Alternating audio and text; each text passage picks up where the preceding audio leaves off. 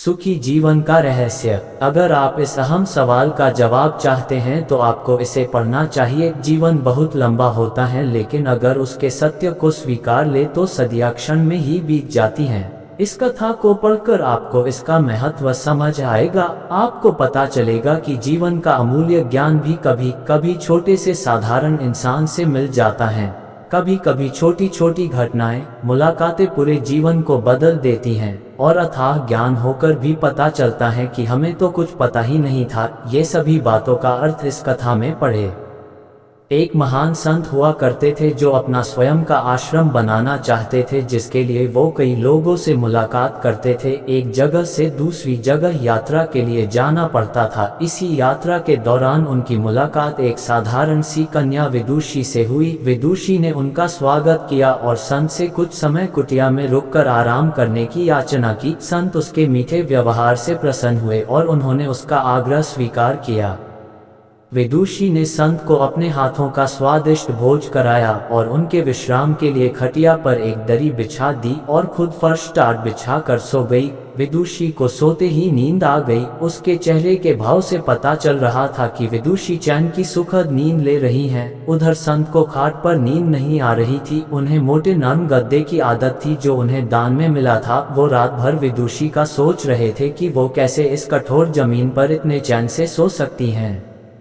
दूसरे दिन सवेरा होते ही संत ने विदुषी से पूछा कि तुम कैसे इस कठोर धरा पर इतने चैन से सो रही थी। तब उसने बड़ी सरलता से उत्तर दिया, हे गुरुदेव, मेरे लिए मेरी ये छोटी सी कुटिया एक महल के समान ही भव्य है।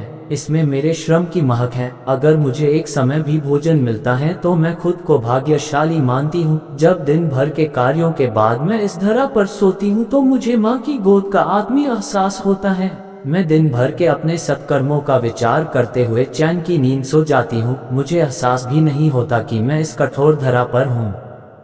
ये सब सुनकर संत जाने लगे। तब विदुषी ने पूछा, हे गुरुवर, क्या मैं भी आपके साथ आश्रम के लिए धन एकत्र करने चल सकती हूँ?